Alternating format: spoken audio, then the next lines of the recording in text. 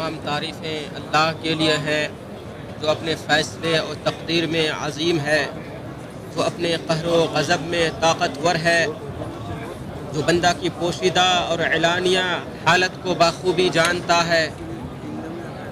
جب مظلوم کے صبر کا پیمانہ لبریز ہو جاتا ہے تو اللہ اس کی آہیں سنتا ہے اور اس کی بھرپور نصرت و تائید کرتا ہے۔ میں اچھی اور بری ہر تقدیر پر اللہ کی تعریف بیان کرتا ہوں، اچھے اور برے ہر فیصلے پر اس کا شکر بجا لاتا ہوں۔ میں گواہی دیتا ہوں کہ اللہ کے علاوہ کوئی معبود برحق نہیں، وہ تنہا ہے، اس کا کوئی شریک نہیں، اس کی بے شمار خیرہ چشم اور روشن نشانیاں ہیں۔ اللہ تعالیٰ کا فرمان ہے اور اس کی نشانیوں میں سے یہ ہے کہ آسمان اور زمین اس کے حکم سے قائم ہے، اور میں گواہی دیتا ہوں کہ ہمارے نبی و سردار محمد اس کے بندے اور رسول ہیں، جنہوں نے پوری زندگی اللہ کے راستے میں کما حقہ جہاد کیا۔ اللہ تعالیٰ ان پر، ان کی آل اور ساتھیوں پر بہت زیادہ رحمت و سلامتی نازل کرے، اور اس وقت تک نازل کرتا رہے جب تک بادل موسلادھار بارش برساتا رہے اور موسم بہار میں کلیاں کھلتی رہیں۔ حمد و صلات کے بعد مسلمانوں، صبح شام اللہ کا خوف کھاتے رہو، کوتاہی اور گناہ کرنے والوں میں سے نہ ہو جاؤ، راہ حق سے دور، بدبخت اور ہلاک ہونے والوں کے راستے پہ نہ چلو۔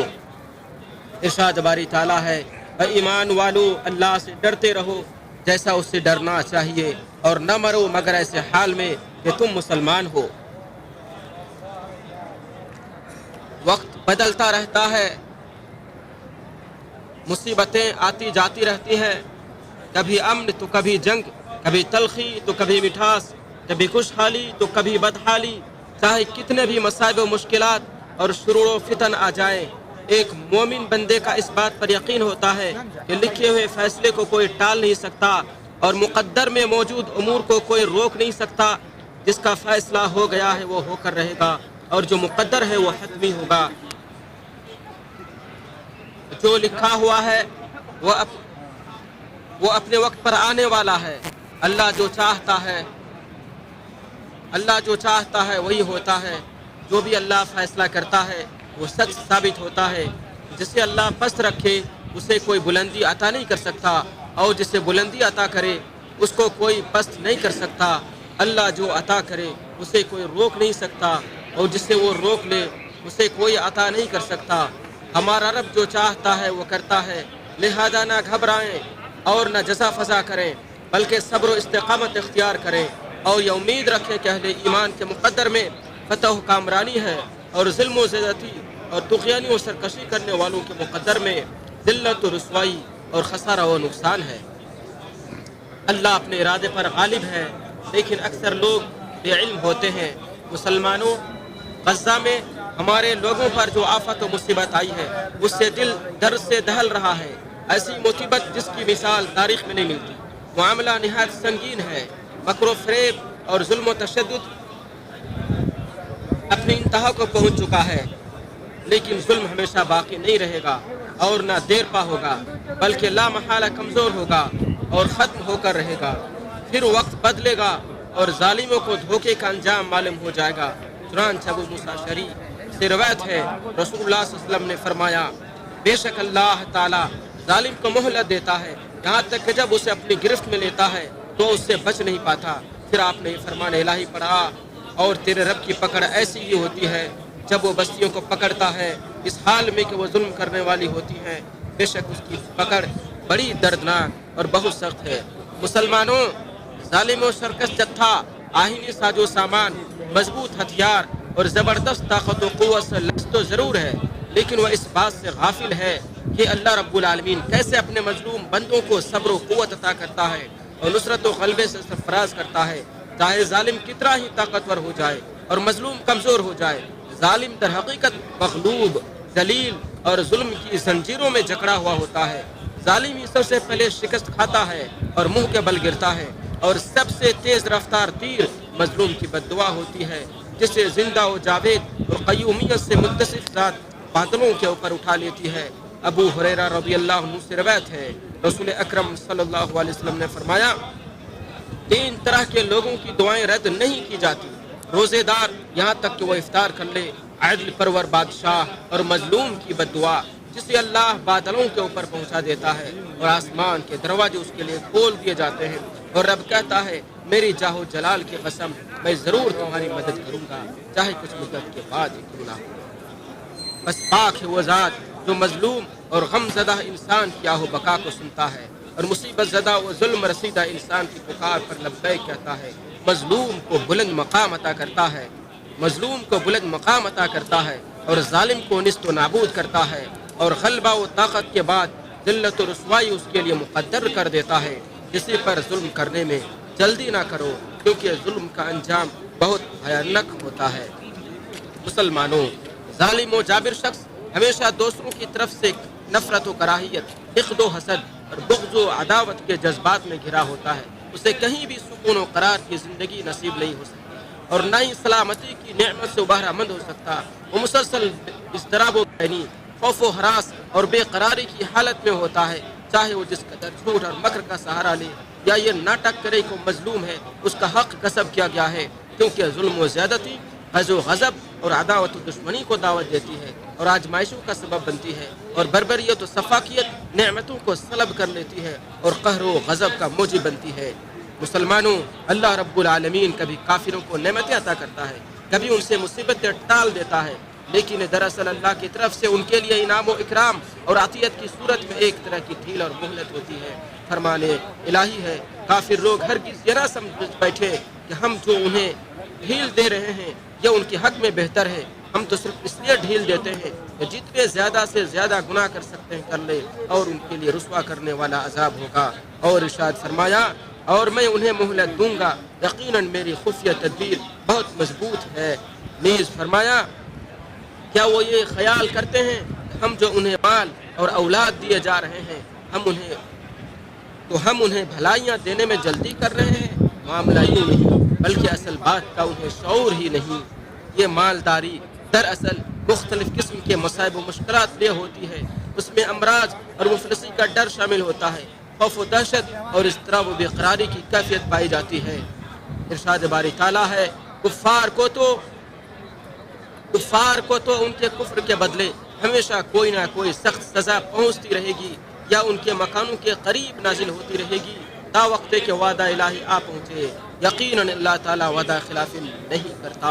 نیز ارشاد فرمایا، تجھے کافروں کا شہروں میں چلنا پھرنا فریب میں نہ ڈال دے۔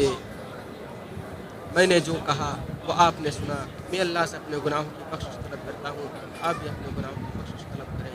اپنے گناہوں کی بخشش طلب کرنے والی بڑی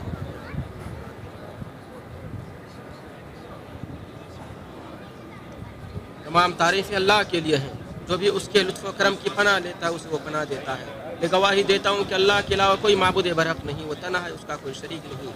جو اپنی بیماریوں سے نا امید ہو جاتا ہے اسے وہی شفا دیتا ہے۔ میں گواہی دیتا ہوں کہ ہمارے نبی و سردار محمد اس کے بندے اور رسول ہیں۔ جو ان کی اتباع کرے گا وہ ہدایت یاب ہو جائے گا، جو ان کی نافرمانی کرے گا وہ گمراہ و برباد ہو جائے گا۔ اللہ ان پر، ان کے ساتھیوں پر دائمی اور مسلسل رحمت و برکت نازل فرمائے۔ حمد و صلوات کے بعد اے مسلمانوں، اللہ کا تقوی اختیار کرو، کیونکہ اس کا تقوی سب سے مضبوط معاون اور وفادار دوست ہے۔ اللہ کے لیے ہر چیز آسان ہے، ہر چیز اس کی محتاج ہے، ہر چیز کو اس کی طرف لوٹ کر جانا ہے۔ وہ سننے والا اور دیکھنے والا ہے۔ مسلمانوں پر جو بھیانک ظلم و ستم اور جبر و تشدد ہو رہے ہیں وہ اللہ پر مخفی نہیں ہے، اور اللہ مسلمانوں کی نصرت و مدد کرنے پر پوری طرح قادر ہے۔ ارشاد فرمایا، اے لوگو جو ایمان لائے ہو، اللہ سے ڈرو اور سچے لوگوں کے ساتھ ہو جاؤ۔ مسلمانوں، اس دنیاوی زندگی میں کھٹے میٹھے کا مزہ چکھنا ہی ہے۔ یہاں سختی و آسانی دونوں ہیں، لیکن ہر سختی کے بعد آسانی ہے۔ غم و ہم کے بادل کو چھٹنا ہی ہے۔ فضا گدلا ہونے کے بعد صاف ہو جاتی ہے، بارش کے بعد نور و روشنی پھیل ہی جاتی ہے، سورج غروب ہونے کے بعد پھر طلوع ہو جاتا ہے، باغ مرجھانے کے بعد پھر لہلہا اٹھتا ہے۔ اللہ ایسا وقت بھی لائے گا جو باغیوں اور سرکشوں سے بدلہ و انتقام لے لے گا۔ اللہ تنگی کے بعد خوشحالی لاتا ہے، شاید یہ تنگی اور شدت جلد ختم ہو جائے۔ معاملات جب الجھتے اور مشکل ہوتے ہیں تو آسمان سے فیصلہ آتا اور مشکلیں حل کر دیتا ہے۔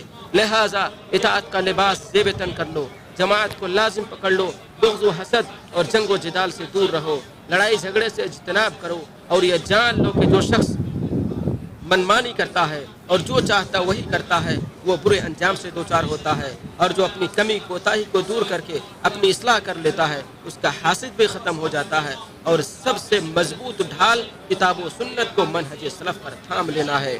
مسلمانوں، ایک اللہ کی طرف رجوع کرنے اور لو لگانے سے ہی بے چین دل کو سکون ملتا ہے۔ جو اللہ کا دامن تھامتا ہے اس کا درد و الم ختم ہو جاتا ہے، اس کی بے چینی جاتی رہتی ہے۔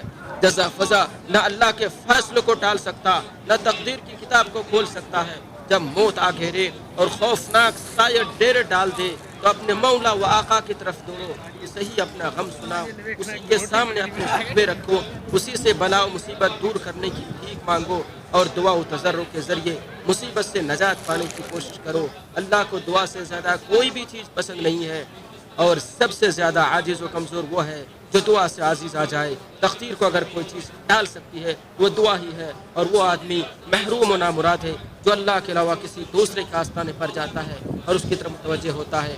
رہبر کونین شفیع الورا احمد مصطفیٰ پر درود و اسلام بھیجو، جن پر 1 مرتبہ درود بھیجے گا اس پر اللہ 10 مرتبے رحمت بھیجے گا۔ اے اللہ ہمارے نبی و سردار محمد پر رحمت و سلامتی نازل فرما، جنہوں نے رحمت اور ثواب کی خوشخبری سنائی، عقاب و سزا سے ڈرایا، جو حساب و کتاب کے دن سفارش کریں گے اور ان کی سفارش قبول ہوگی۔ اے اللہ ان پر، ان کی آل اور تمام صحابہ پر رحمت نازل فرما، اور ان کے ساتھ ساتھ ہم سے بھی راضی ہو جا۔